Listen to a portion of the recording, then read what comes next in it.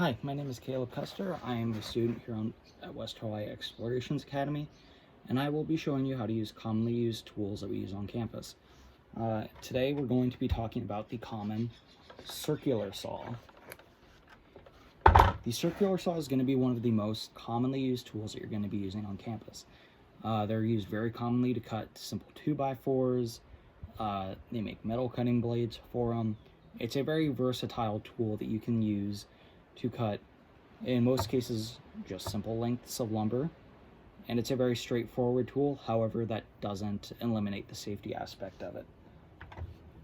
Some safety hazards with a tool such as a circular saw are obviously going to be, loss of limb. If you're not careful, you can easily cut yourself while using a circular saw. And a lot of people do actually hurt themselves while using a tool such as this circular saw. With a circular saw or a chop saw or a sawzall, any bladed tool, you're going to need a parent waiver to use a bladed tool. So in order to use such a tool, you need to have that waiver signed and you need to be trained, which is the purpose of today's video, is to help you with that training.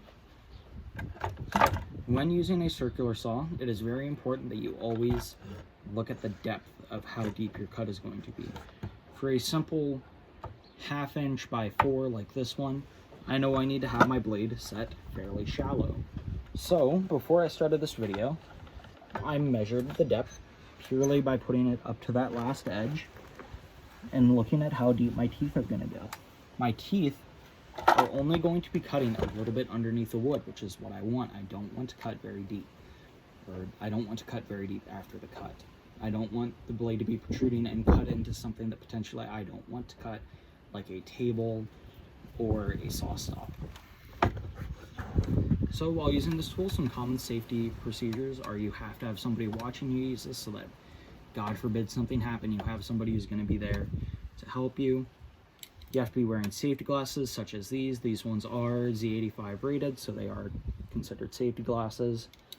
You should be wearing closed-toed shoes, and you should be in a very stable position so that you can absorb anything that might happen while using this tool. The nice thing about a circular saw is you can adjust if you want to cut on a bevel. So this one, there's an adjustment peg right there, that gray one. So what you can do is you can loosen it up.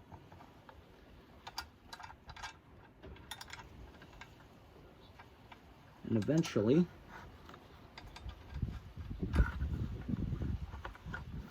with some help on the other side too, if my tool ever decides to work with me, some adjustment on either side, this entire foot will move. My saw doesn't want to seem to work with me, so I will not be adjusting it. However, you just adjust a peg right there, and then there is one on the back as well. So all you need to do is just need to adjust that, and you can move the entire foot, which is what this part is. This is considered the foot.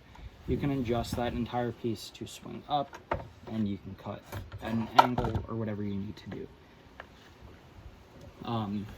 Another important safety aspect is with a corded tool such as this one, or a battery operated tool, when it's not in use, you want to remove that power source. So you can see, since I'm not actively using the saw right now, I have my plug unplugged, and I have it running to an extension cord which is plugged into the wall. However, there is nothing in there.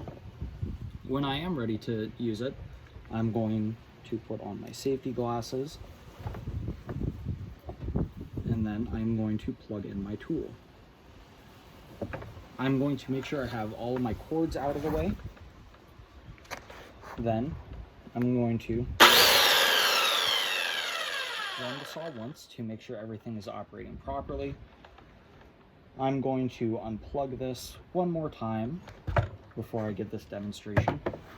On a lot of saws, including the ones we have on campus, there is a lever right here that you must push down in order to use properly. However, my saw is not equipped with that. My saw is a little less safe and just has a very heavy trigger. So as you saw me do, it is unplugged.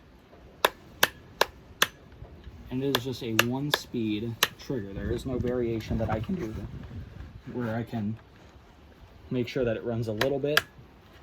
As soon as I pull that trigger, it's running full speed until I stop it. So this one is, generally speaking, a little less safe, and if a saw that you may be working with is like that, I advise you to be safer with it as well. So I've already scored a piece of lumber, so now what I'm going to do is I'm going to line up that little block right there with where I want to cut, and then as soon as I'm ready to cut, I'm going to put the teeth where that needs to be. I'm going to squeeze it down, and then I'm just going to run the blade forward. Although it isn't necessary, it does help to have hearing protection, such as noise-canceling headphones. They aren't the best, however, they do get the job done. If you are using a saw on campus, I do advise you to use actual hearing protection, such as earmuffs or earplugs. However, noise-canceling headphones are getting the job done for what I need to do right now. So now that I'm ready to make the cut, I'm going to plug my saw in. I'm going to line this up. I'm going to move my guard back and make sure that it isn't going to get in the way of my cut. I'm going to move my saw back. I'm going to then turn my saw on. And